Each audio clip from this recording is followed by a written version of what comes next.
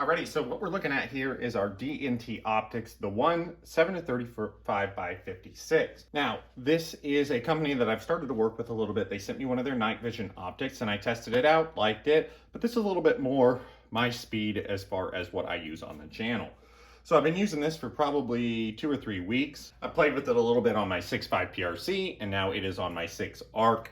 And I've really been enjoying this optic. So this is pretty much the configuration that you see, right? It's got a mirage shade on here, and then we have the optic. Now this is mounted in a worn one-piece mount with a bubble level on it. So you don't get any scope caps or any rings or anything like that with the optic. This optic, I believe, runs like $600 to $700, but with a lot of these companies, they run some sales and you get a little cheaper than that. So it's definitely a sub $1,000 scope, and I really prefer that 7-35 range. I know a lot of people shoot 5-25 and things like that, but I really like to shoot on about that 30 power, 28 power, depending on the day. What we're gonna do is we'll talk about the turrets, the features and things like that, things that everybody always expects. And then we'll go ahead and I'm gonna pop my Scope Cam S28 on here and we'll show some shots through the reticle, through the optic and things like that. Now, as far as what I feel like the glass quality has left nothing to be desired. It's been really awesome. Even on 35 power, I've been shooting it at 100 yards. And, you know, this is one of those optics, they did send it to me for free. And I may end up purchasing it from them because I really like it. Very similar to my Discovery, what is it, a 6-36, and very similar to my 7-35 Loophole. I'll have to compare this a little bit to my Loophole because I think I actually prefer this one a little bit as far as glass quality and reticle and things like that. But we'll see here. Anyway, so let's get a close-up of the turrets. Everybody loves turrets, right? Now, in my opinion, these are some of the best turrets. They're very similar to the Arkin turrets. They're awesome, right? Now, I have this zeroed right now a little bit below our 0 point. I don't have our 0 set stop, but we do have one, right? But if we look at our clicks, I mean, there's nothing to be desired here, right? There's like no play at all. They're audible. We have a 0 stop, which is super easy to set with just this set screw. We have set screws on the outside to reset the turrets. Very simple. I have absolutely no concerns with this. Seems to has functioned well. The mechanisms seem well, and I'm guessing this is very similar to the Arkin. Now, they did mention to me, because I asked them what was the difference, because it obviously looks very similar to their 7-35, and they did say it's a little different optic. I think they said something about the glass is a little different. There's some things that they wanted in it that are a little bit different. We have our parallax here, which is very smooth, very clearly marked, right? And we go all the way from 25 all the way to infinity, right? And I've had no issues getting this focused. Now, I've not really shot this at long range. Here in the summer where I'm at, I don't do a ton of long range shooting just because of, you know, foliage and things like that, but I've enjoyed it. We have our illumination, which is, you know, it's a little stiff, but you don't want this coming on by accident, right? So we have on and off in between, and we have 6 levels. Again, a little stiff. For me, I never use illumination anyway, so it's really not a feature that I pay any attention to be honest with you. Now, if we go to we have our fast focus eyepiece, which is smooth, right? No problem with that. And then we have a nice little throw lever here that came with it. Not super obnoxious, but it allows us to quickly go from 7-35. Again, nice and smooth, premium feel, no issues with this at all. Love it, right? So far, I've really found nothing that I dislike about this optic, except for the fact that maybe it doesn't come with caps. Now, if we go to the windage side here, it is pretty well the same. Now, one thing they've done on this, which is similar to my Loophole, is do you notice how this, kind of this point where our 0 is just a little bit elevated, right? So instead of being down here like a traditional optic, it's just up a little higher. But again, like if we check those clicks, like they're awesome, right? And then they also have that little line in there. So sometimes when there's an arrow over here to the left, and then we have some empty space, it's kind of hard to tell where you're at.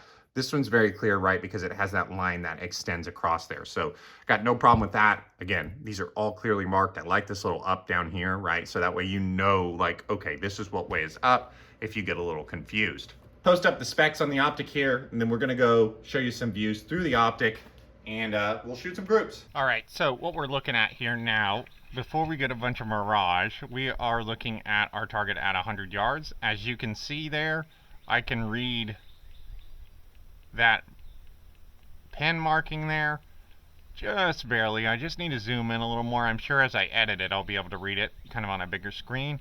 We can very clearly see 25.5 and 25.9, right? We can clearly see those bullet holes you're seeing up there are 6.5 bullet holes. And then as we look, right, we can see all of the detail, right? I have no problem at all. Now, if we back to, say, something that we're going to shoot on most of the time, like 25 power, right, we still have a very crisp image, right? Everything looks good. I have no complaint. Now, if we scroll over to 200 yards, right, there's a little bit of grass in our plane there, but if I zoom in and go ahead, get our reticle and our parallax focused, right, we can see those targets at 200 yards, right, very nice and clear. We can even see those holes on that target board at 200 yards, right? Most of those are probably 6mm holes. Again, 200 yards, it looks good. This is 35 power. We're going to back down, right, to about, let's go 25. I think everybody likes 25 power, right? And so there's 200 yards at 25 power. So again, very clear. I have no complaints with the glass. I don't see any edge-to-edge distortion either right now. It's a nice day, but anyway. So we'll come back over to 100 yards. We'll get focused in here and then we'll shoot. All right, so we're out here on the range. We are shooting now. You guys are viewing this through our Scope Cam S28. This is that DNT optic. Obviously, we just had some full screen footage that you guys got to see at 100 and 200 yards. Now we're actually going to shoot. These are 88 grain ELD match with stable match 25.5 and 25.9 grains. You know, just wanted some shooting here in this video, right? We don't want a video just talking about a scope. We want a little entertainment here. But either way, I really like this scope, right? I'm very pleased with it. I hope the footage comes through pretty well. You are going to start to see some mirage come through probably as we get shooting with this, but that's fine. Okay, so we should be recording now. Target's at 100 yards. The barrel is cool. We are just going to try to shoot these on 35 power, assuming our mirage allows. Should be reasonably sighted in. Now, we did have a little problem with some of these ELD matches in the past. I kind of forgot about it until I started loading it, so we'll see how these shoot. These were blown apart, or the tips were coming off, or something in my 22 GT. So hopefully we don't have that problem here in ARC. Anyway, quick shooting footage through the optic.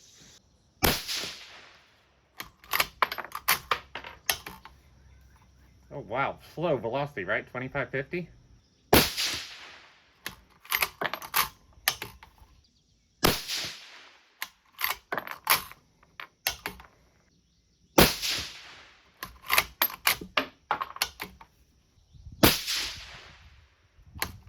Just some weird stringing, but really not great velocity.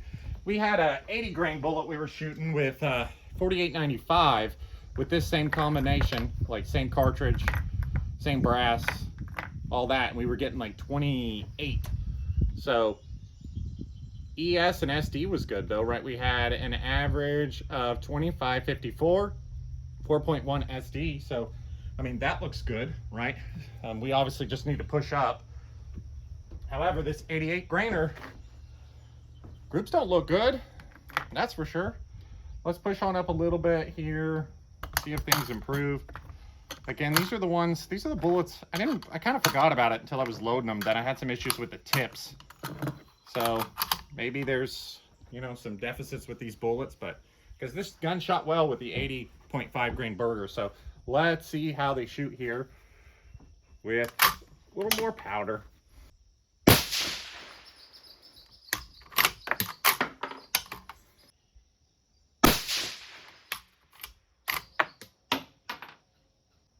Holy cow, that's awful.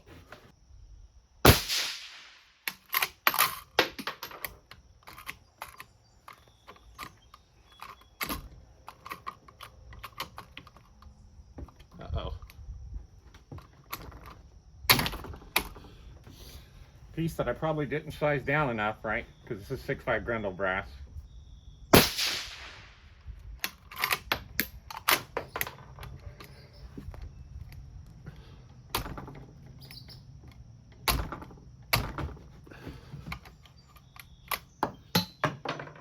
See what's going on here.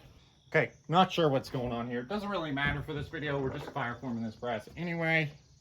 But, oh, yes it does, actually. So look at that right there. So that's a big dent in our case shoulder. What I'm guessing happened, which I've seen this before with these tip bullets, specifically these, is one of the tips probably broke off in there. And that is why we now can't get this to chamber. Yeah. So add this to my, and right, that dent got even worse, which tells me there's something in the chamber, and this piece of brass is probably toast. My regrets there. I shouldn't have shot these tip bullets. These 88 grains I've had problems with. Hornady sent me another box. They suck too. I don't know what's wrong with these, but I'll go bore scope this just to show you guys. But I'll bet you there's a tip sitting in there right there at that shoulder, which is why this would not chamber. Anyway, that's probably why our groups suck too, but that's not the point of this video anyway. The point of this video is checking out the optic, right? Optic looks great.